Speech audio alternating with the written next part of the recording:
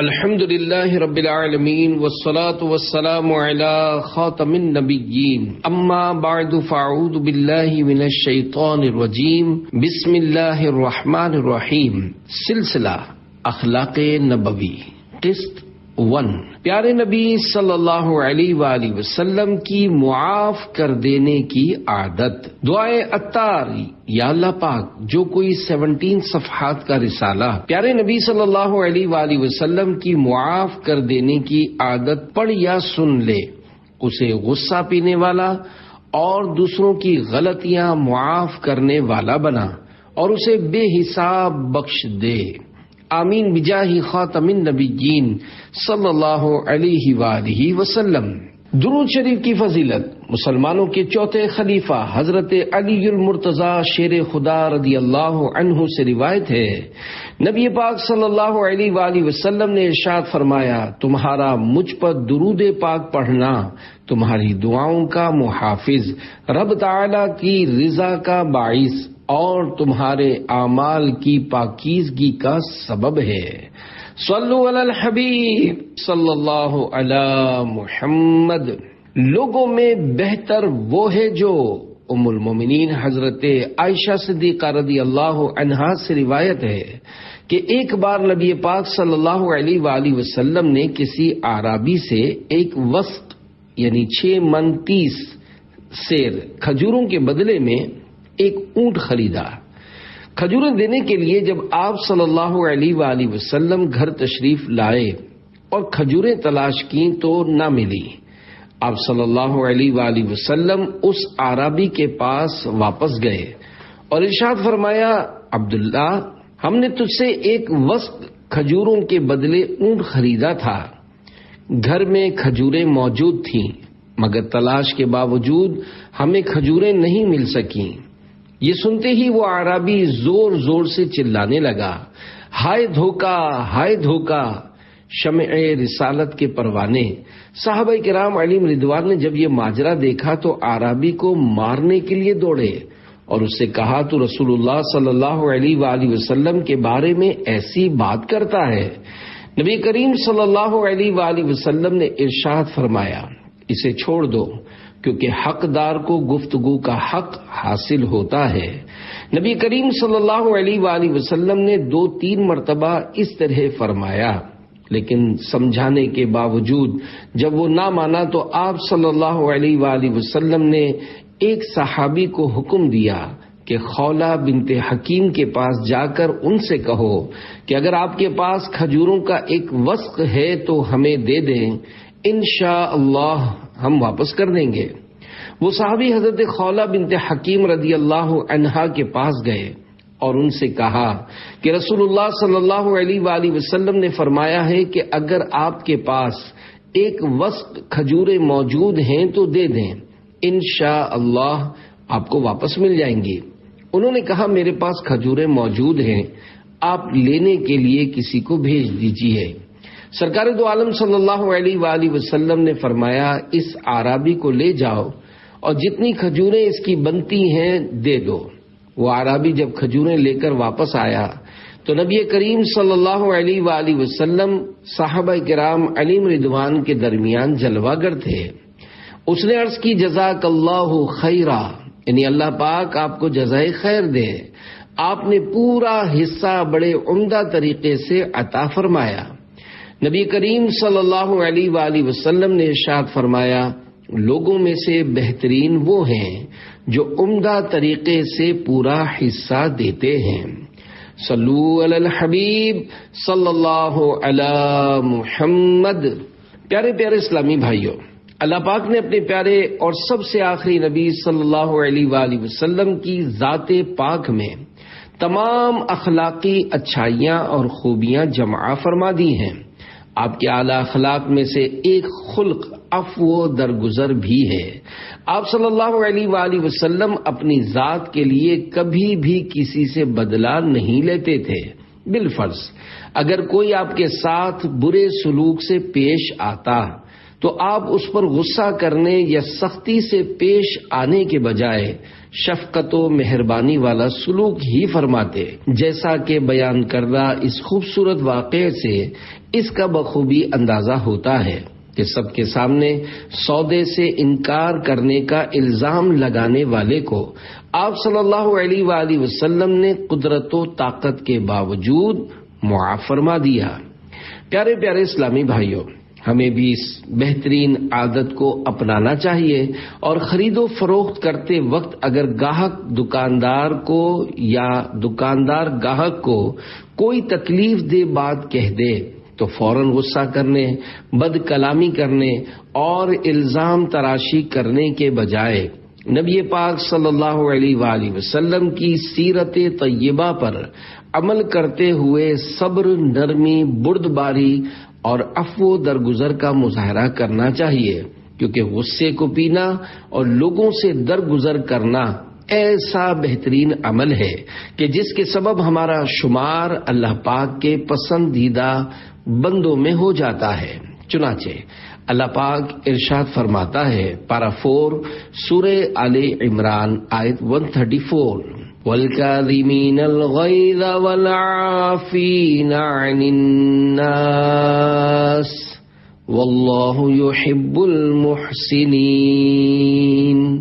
ترجمہ کنز ایمان، اور غصہ پینے والے اور لوگوں سے درگزر کرنے والے اور نیک لوگ اللہ کے محبوب ہیں۔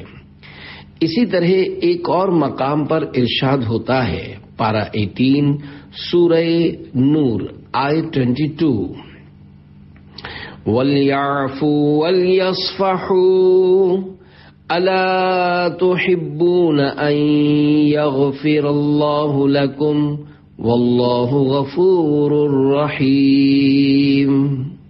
ترجمہ کنز ایمان، اور چاہیے کہ معاف کریں اور درگزریں، کیا تم اسے دوست نہیں رکھتے کہ اللہ تمہاری بخشش کرے اور اللہ بخشنے والا مہربان ہے۔ نبی کریم صلی اللہ علیہ وآلہ وسلم نے ارشاد فرمایا کہ تم میں سب سے زیادہ طاقتور وہ ہے جو غصے کے وقت خود پر قابو پا لے، اور سب سے زیادہ بردبار وہ ہے جو طاقت کے باوجود معاف کر دے۔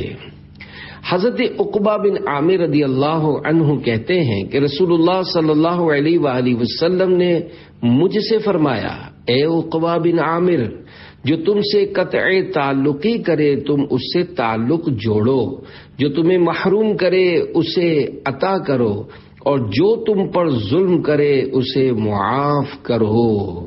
صلو علی الحبیب صلی اللہ علی محمد۔ زندگی کا سب سے سخت دن۔ ایک مرتبہ ام المومنین حضرت عائشہ صدیقہ رضی اللہ عنہا نے نبی پاک صلی اللہ علیہ وآلہ وسلم سے دریافت کیا، کیا جنگ احد کے دن سے بھی زیادہ سخت کوئی دن آپ پر آیا ہے؟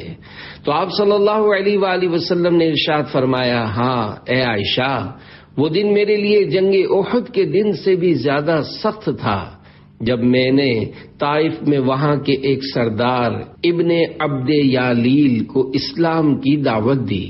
اس نے میری دعوت کو رد کر دیا اور طائف والوں نے مجھ پر پتھر برسائے۔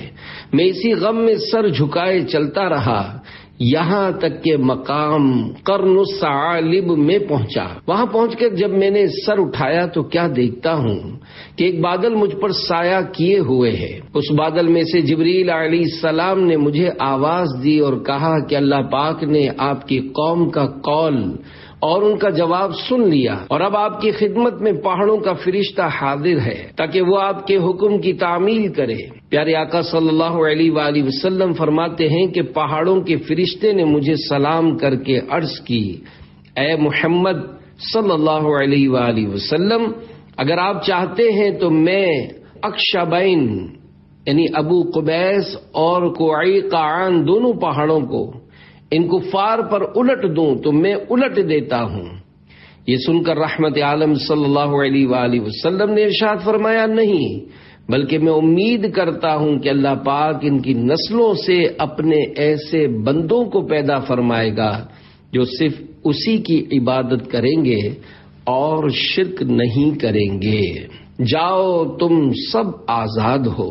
پیارے پیارے اسلامی بھائیوں، یوں تو نبی پاک صلی اللہ علیہ وآلہ وسلم کی پیاری پیاری ساری ہی زندگی اسی طرح حلم و کرم کے عظیم الشان واقعات سے سجی ہوئی ہے، مگر فتح مکہ کے موقع پر آپ نے جس عفو و درگزر اور شفقت و مہربانی کا مظاہرہ فرمایا اس کی مثال ناممکن ہے۔ چنانچہ جب نبی پاک صلی اللہ علیہ وآلہ وسلم نے فتح مکہ کے موقع پر جمع ہونے والے ہزاروں کفار پر ایک گہری نگاہ ڈالی تو دیکھا کہ وہ لوگ ڈرے اور سہمے ہوئے سر جھکائے نگاہیں نیچی کیے کھڑے تھے۔ ان ظالموں میں وہ لوگ بھی تھے جنہوں نے آپ صلی اللہ علیہ وآلہ وسلم کے راستوں میں کانٹے بچھائے تھے، جو آپ پر پتھروں کی بارش کر چکے تھے، اور جنہوں نے آپ صلی اللہ علیہ وآلہ وسلم کو معاذ اللہ شہید کرنے کی ہر ممکن کوشش کی۔ آج یہ سب مجرم بن کر کھڑے کانپ رہے تھے اور اپنے دلوں میں یہ سوچ رہے تھے کہ انصار و مہاجرین کی فوجیں ہمارے بچے بچے کو خاک و خون میں ملا کر ہماری نسلوں کو ختم کر ڈالیں گی۔ لیکن اسی مایوسی اور نا امیدی کی خطرناک فضا میں ایک دم شہنشاہ رسالت صلی اللہ علیہ وآلہ وسلم کی نگاہ رحمت ان لوگوں کی طرف متوجہ ہوئی اور آپ نے ان مجرموں سے پوچھا کہ بولو، تم کو کچھ معلوم ہے کہ آج میں تم سے کیا معاملہ کرنے والا ہوں؟ اس سوال سے مجرمین کانپ اٹھے، لیکن جبین رحمت دیکھ کر امید بھرے لہجے میں عرض کی، اخن کریم وابن اخن کریم، آپ کرم والے بھائی اور کرم والے باپ کے بیٹے ہیں۔ سب کی نظریں آپ کے رخ پر نور پر جمی ہوئی تھیں اور سب کے کان شہنشاہ نبوت کا فیصلہ کن جواب سننے کے منتظر تھے کہ ایک دم فاتح مکہ نے اپنے کریمانہ لہجے میں ارشاد فرمایا، آج تم پر کوئی الزام نہیں، جاؤ تم سب آزاد ہو۔ یہ فرمان رسالت سن کر مجرموں کی آنکھیں اشک بار ہو گئیں اور ان کے دلوں کی گہرائیوں سے شکریہ کے جذبات آنسوؤں کی دھار بن کر ان کے رخساروں پر مچلنے لگے اور کفار کی زبانوں پر لا الہ الا اللہ محمد الرسول اللہ کے نعروں سے حرم کعبہ کے در و دیوار پر ہر طرف انوار کی بارش ہونے لگی۔ اللہ اکبر! اے اقوام عالم کی تاریخی داستانوں، بتاؤ کیا دنیا کے کسی فاتح کی کتاب زندگی میں کوئی ایسا حسین اور روشن ورق ہے؟ یہ نبی جمال و جلال کا وہ بے مثال شاہکار ہے کہ دنیا کے بادشاہوں کے لیے اس کا تصور بھی محال ہے۔ سبحان اللہ! کیا شان ہے ہمارے پیارے آقا صلی اللہ علیہ وآلہ وسلم کی، جن لوگوں نے آپ پر ظلم و ستم کے پہاڑ توڑے، تبلیغ دین کے وقت طرح طرح سے ستایا، حتیٰ کہ آبائی وطن چھوڑنے پر مجبور کیا۔ اسی پر بس نہ کی بلکہ ہجرت کے بعد بھی چین سے نہ رہنے دیا۔ لیکن فتح مکہ کے دن جب رسول اللہ صلی اللہ علیہ وآلہ وسلم اور آپ کے جان نثار ان پر غالب آ گئے تو ان سے بدلہ لینے کے بجائے نبی رحمت شفیع امت صلی اللہ علیہ وآلہ وسلم نے کمال حلم و شفقت فرماتے ہوئے سب کو معاف فرما دیا۔ جان کے دشمن خون کے پیاسوں کو بھی شہر مکہ میں عام معافی تم نے عطا کی، کتنا بڑا احسان کیا۔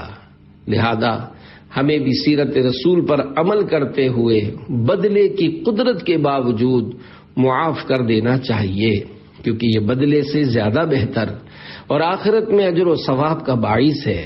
چنانچہ اللہ پاک ارشاد فرماتا ہے، پارہ 25 سورۃ الشورى آیت 40، وَجَزَاءُ سَيِّئَةٍ سَيِّئَةٌ مِثْلُهَا فَمَنْ عَفَا وَأَصْلَحَ فَأَجْرُهُ عَلَى اللَّهِ إِنَّهُ لَا يُحِبُّ الظَّالِمِينَ۔ ترجمہ کنز ایمان، اور برائی کا بدلہ اسی کی برابر برائی ہے، تو جس نے معاف کیا اور کام سنوارا تو اس کا اجر اللہ پر ہے، بے شک وہ دوست نہیں رکھتا ظالموں کو۔ ہمارے پیارے آقا صلی اللہ علیہ وآلہ وسلم کی مبارک زندگی میں اس کی بہت سی مثالیں موجود ہیں کہ آپ صلی اللہ علیہ وآلہ وسلم تکلیف پہنچانے والوں کو معاف فرما دیا کرتے تھے۔ آئیے اپنے کردار کو سیرت رسول کے سانچے میں ڈھالنے کے لیے آپ صلی اللہ علیہ وآلہ وسلم کے حلم و کرم سے متعلق مزید 4 واقعات ملاحظہ کیجیے۔ چنانچہ نمبر 1، جان کے دشمن کو معافی۔ ایک سفر میں نبی پاک صلی اللہ علیہ وآلہ وسلم آرام فرما رہے تھے کہ غورث بن حارث نے آپ کو شہید کرنے کے ارادے سے آپ صلی اللہ علیہ وآلہ وسلم کی تلوار لے کر نیام سے کھینچ لی۔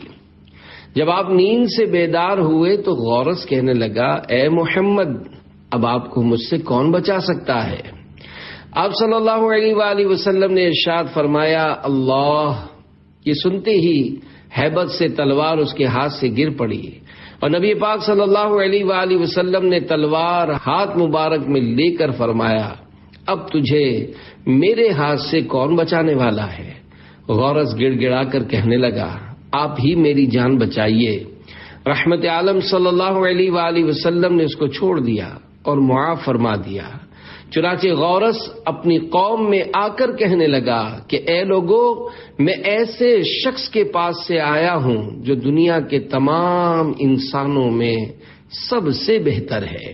100 بار تیرا دیکھ کر عفو اور ترحم، ہر باغی و سرکش کا سر آخر کو جھکا ہے۔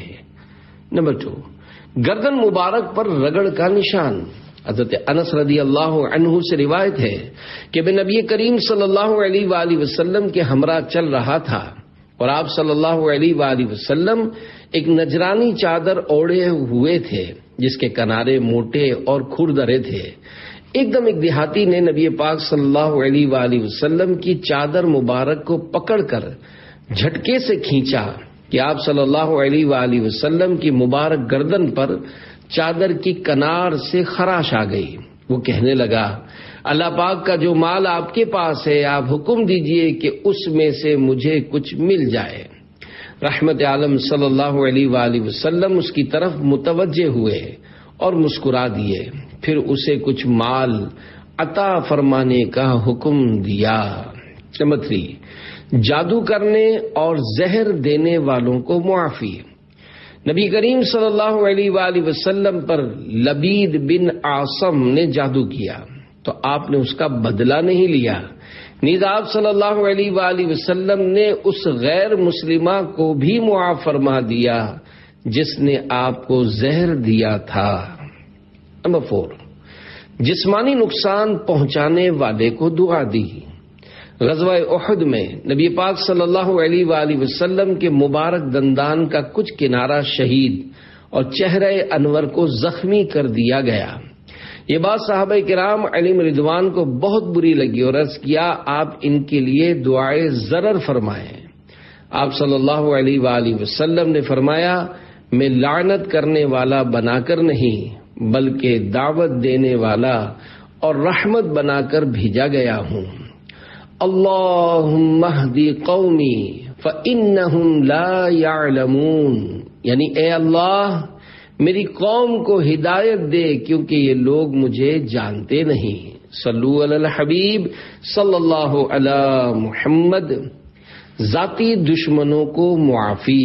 مگر پیارے پیارے اسلامی بھائیوں، ان واقعات سے معلوم ہوا کہ ہمارے پیارے آقا صلی اللہ علیہ وآلہ وسلم ہر ایک سے شفقت و محبت سے پیش آتے، کبھی اپنی ذات کے لیے کسی پر غصہ نہ فرماتے، مگر جب آپ کے سامنے شرعی حدود کو توڑا جاتا اور احکام الہی سے منہ موڑا جاتا تو پیشانی اقدس پر جلال کے آثار نمایاں ہو جاتے ہیں۔ چنانچہ ام المومنین حضرت عائشہ صدیقہ رضی اللہ عنہا فرماتی ہیں، میں نے کبھی بھی رسول پاک صلی اللہ علیہ وآلہ وسلم کو اپنی ذات پر کیے گئے ظلم کا بدلہ لیتے ہوئے نہیں دیکھا، جب تک اللہ پاک کی مقرر کردہ حدود کو نہ توڑا جائے، اور جب اللہ پاک کی مقرر کردہ حدود میں سے کسی حد کو توڑا جاتا تو آپ شدید غصہ فرماتے۔ شرعی حدود توڑنے پر حضور کا جلال۔ قریش کے خاندان بنی مخزوم کی ایک عورت نے چوری کی تو قریش سوچ و بچار کرنے لگے کہ نبی کریم صلی اللہ علیہ وآلہ وسلم سے اس کی سفارش کون کرے۔ بالآخر حضرت اسامہ بن زید رضی اللہ عنہ کا انتخاب ہوا کہ یہ حضور صلی اللہ علیہ وآلہ وسلم کے محبوب ہیں، یہ بات کر سکتے ہیں۔ حضرت اسامہ رضی اللہ عنہ نے جب آپ سے اس عورت کی سفارش کی تو آپ نے ارشاد فرمایا، کیا تم اللہ پاک کی حدود میں سفارش کرتے ہو؟ پھر کھڑے ہوئے اور خطبہ دیا، اے لوگو، تم سے پچھلے لوگ اسی لیے ہلاک ہوئے کہ ان میں سے کوئی صاحب منصب چوری کرتا تو اسے چھوڑ دیا جاتا، اور اگر غریب چوری کرتا تو اس پر حد قائم کی جاتی۔ خدا کی قسم، اگر فاطمہ بنت محمد بھی چوری کرتی تو میں اس کا بھی ہاتھ کاٹ دیتا۔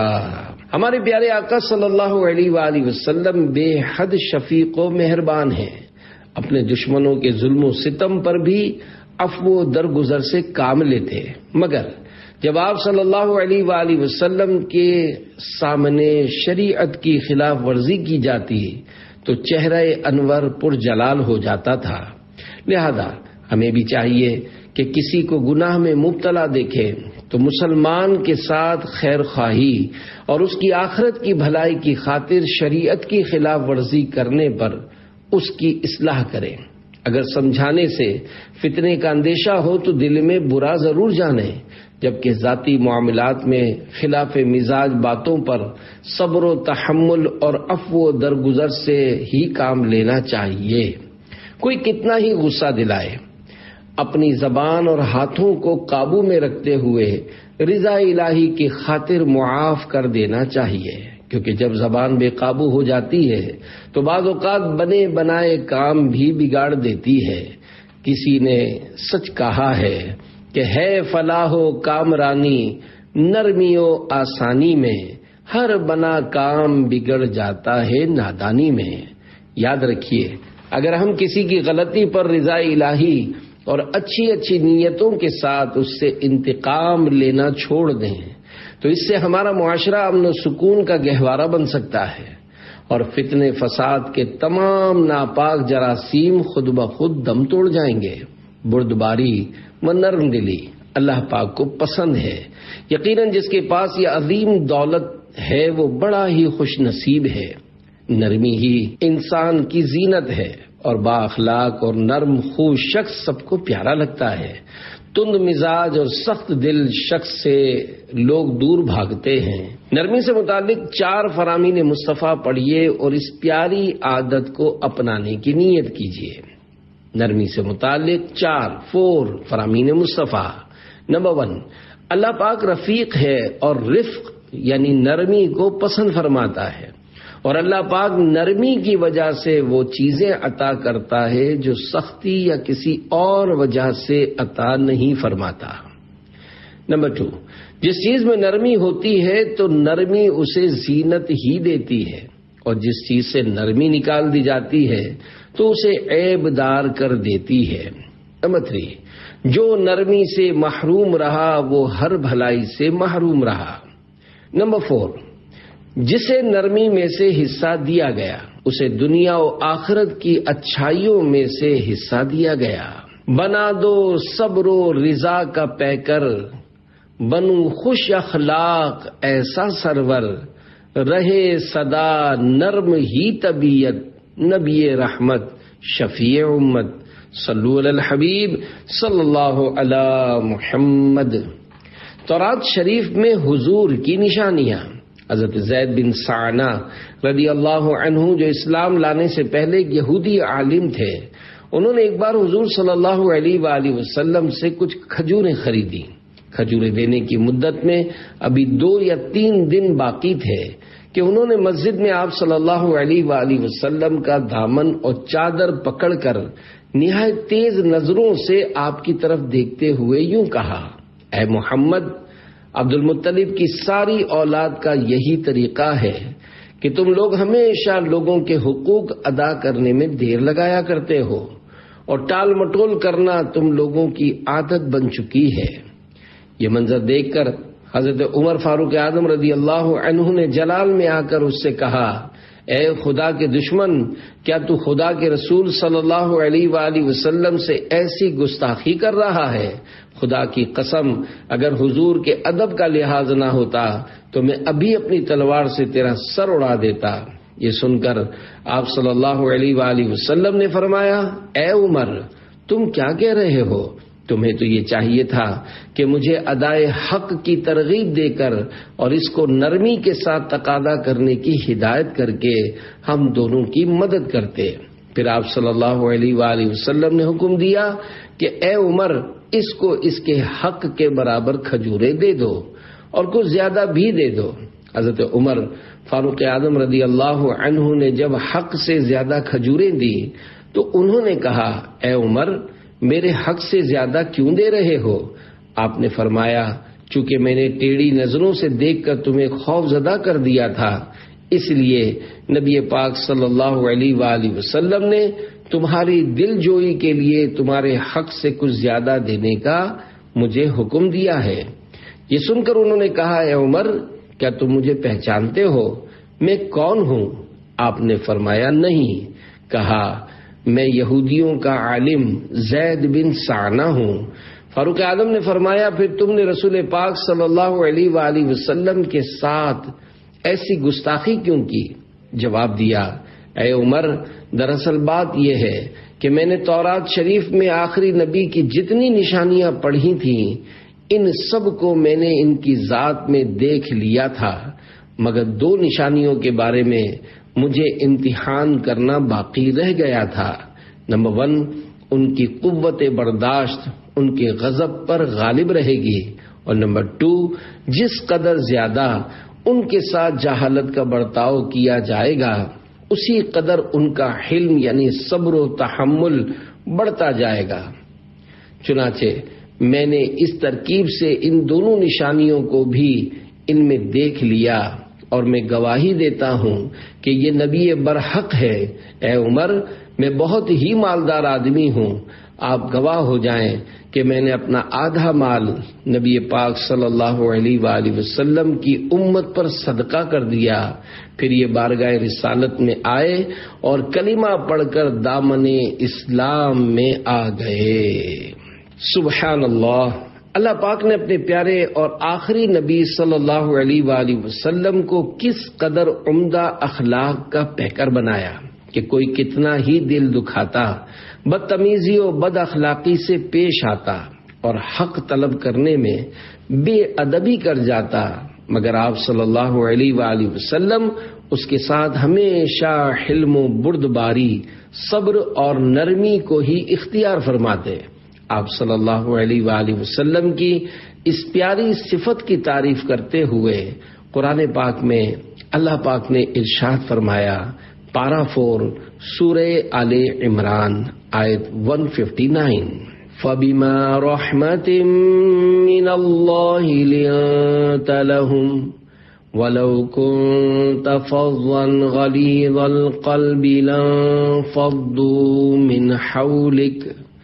ترجمہ کنز ایمان، تو کیسی ہی کچھ اللہ کی مہربانی ہے کہ اے محبوب تم ان کے لیے نرم دل ہوئے، اور اگر تند مزاج سخت دل ہوتے تو وہ ضرور تمہارے گرد سے پریشان ہو جاتے۔ حضرت عبداللہ بن عمرو رضی اللہ عنہ فرماتے ہیں، میں نے رسول اللہ صلی اللہ علیہ وآلہ وسلم کی صفات کو پہلی کتابوں میں دیکھا ہے۔ آپ نہ تو تنگ مزاج ہیں اور نہ ہی سخت دل، نہ بازاروں میں شور کرنے والے اور نہ ہی برائی کا بدلہ برائی سے دینے والے ہیں، بلکہ معاف کرنے والے اور درگزر فرمانے والے ہیں۔ یہی وجہ ہے کہ آپ کے انہی اخلاق کریمہ کی برکتوں سے فیض یاب ہو کر بے شمار کفار نے اسلام قبول کیا۔ دور جہالت تھا ہر سو جب کفر کی ظلمت چھائی تھی، تم نے حیوانوں جیسے لوگوں کو بھی انسان کیا۔ صلو علی الحبیب صلی اللہ علی محمد۔ بیٹی کو اذیت دینے والے کو بھی معافی۔ نبی کریم صلی اللہ علیہ وآلہ وسلم کی شہزادی حضرت زینب رضی اللہ عنہا کو ان کے شوہر ابو العاص رضی اللہ عنہ نے غزوہ بدر کے بعد مدینہ منورہ کے لیے روانہ کیا۔ جب قریش مکہ کو ان کی روانگی کا علم ہوا تو انہوں نے حضرت زینب کا پیچھا کیا، حتیٰ کہ مقام ذی طویٰ میں انہیں پا لیا۔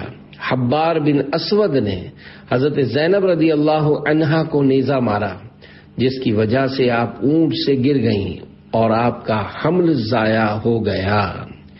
بیٹی کو اتنی بڑی اذیت پہنچانے والے شخص کے ساتھ نبی رحمت صلی اللہ علیہ وآلہ وسلم کا سلوک ملاحظہ ہو۔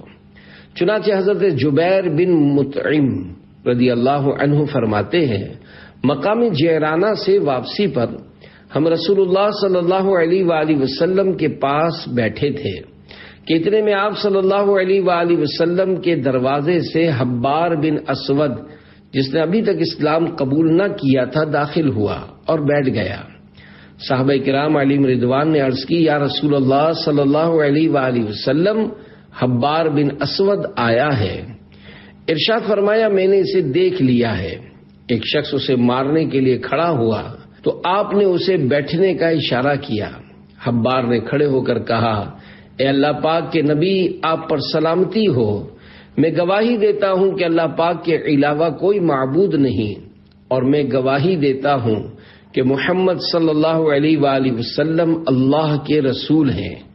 یا رسول اللہ، میں آپ سے بھاگ کر کئی شہروں میں گیا اور میں نے چاہا کہ اجمی لوگوں یعنی غیر عربیوں کے ملک میں جا کر رہوں، پھر مجھے آپ کی نرم دلی، صلہ رحمی، نیز جہالت کا برتاؤ کرنے والے سے آپ کا درگزر کرنا یاد آ گیا۔ اے اللہ کے نبی، ہم شرک میں مبتلا تھے، پھر اللہ پاک نے آپ کے وسیلے سے ہمیں ہدایت دی اور ہمیں ہلاکت سے نجات بخشی، لہذا آپ میری جہالت اور میری اس بات سے جس کی آپ تک خبر پہنچی ہے درگزر فرمائیں، کیونکہ میں اپنے برے کام کا اقرار اور اپنے گناہ کا اعتراف کرتا ہوں۔ رحیم و کریم آقا صلی اللہ علیہ وآلہ وسلم نے ارشاد فرمایا، جاؤ، میں نے تمہیں معاف کر دیا۔ اللہ پاک نے تم پر احسان کیا ہے کہ اس نے تمہیں اسلام کی ہدایت دے دی، اور اسلام پچھلے تمام گناہوں کو مٹا دیتا ہے۔ صلو علی الحبیب صلی اللہ علی محمد۔ قتل کا ارادہ رکھنے والا بھی مسلمان ہو گیا۔ نبی کریم صلی اللہ علیہ وآلہ وسلم کو جب یہ خبر ملی کہ نجد، موجودہ ریاض کے ایک مشہور بہادر دوسور بن حارث محاربی نے مدینے پر حملہ کرنے کے لیے ایک لشکر تیار کر لیا ہے، تو آپ صلی اللہ علیہ وآلہ وسلم 400 صحابہ کرام علیہم رضوان کی فوج لے کر مقابلے کے لیے روانہ ہو گئے۔ دوسور کو جب یہ خبر ملی کہ رسول اکرم صلی اللہ علیہ وآلہ وسلم ہمارے شہر میں آ گئے ہیں، تو وہ بھاگ نکلا اور اپنے لشکر کو لے کر پہاڑوں پر چڑھ گیا، مگر اس کی فوج کا ایک آدمی حبان گرفتار ہو گیا اور بارگاہ رسالت میں آ کر اسلام لے آیا۔ اتفاق سے اس دن زوردار بارش ہو گئی۔ رسول کریم صلی اللہ علیہ وآلہ وسلم ایک درخت کے قریب اپنے کپڑے سکھانے لگے۔ پہاڑ کی بلندی سے غیر مسلموں نے دیکھا کہ صحابہ کرام علیہم رضوان اپنے کاموں میں مشغول ہیں اور آپ صلی اللہ علیہ وآلہ وسلم اکیلے ہیں، تو انہوں نے دوسور کو نبی کریم صلی اللہ علیہ وآلہ وسلم پر حملہ کرنے کے لیے ابھارا۔ دوسور تلوار لے کر معاذ اللہ یہ کہتے ہوئے نبی پاک صلی اللہ علیہ وآلہ وسلم کی طرف بڑھا کہ اگر میں محمد کو قتل نہ کر سکا تو اللہ مجھے قتل کر دے، حتیٰ کہ وہ آپ کے سر مبارک پر تلوار بلند کر کے بولا، اب آپ کو مجھ سے کون بچائے گا؟ آپ نے ارشاد فرمایا، اللہ کریم مجھے تجھ سے بچائے گا۔ اتنا کہنا تھا کہ حضرت جبریل امین علیہ السلام فوراً زمین پر اترے اور دوسور کے سینے پر ایسا گھونسا مارا کہ تلوار اس کے ہاتھ سے چھوٹ کر گر پڑی۔ رسول کریم صلی اللہ علیہ وآلہ وسلم نے فوراً تلوار اٹھا لی اور فرمایا مجھ سے تجھے کون بچائے گا؟ دو عصور نے کہا مجھے آپ سے کوئی بھی نہیں بچا سکتا۔ نبی کریم صلی اللہ علیہ وآلہ وسلم کو اس کی بے کسی پر رحم آ گیا۔ آپ نے نہ صرف اس کا قصور معاف فرما دیا بلکہ اس کی تلوار بھی اسے واپس لوٹا دی۔ دو عصور آپ کے اخلاق کریمانہ سے اس قدر متاثر ہوا کہ کلمہ پڑھ کر اسی وقت مسلمان ہو گیا اور اپنی قوم میں آ کر اسلام کی دعوت دینے لگا۔ تیرے اخلاق پر قرباں، تیرے اوصاف پر واری، مسلمان کیا عدو بھی تیرا قائل یا رسول اللہ۔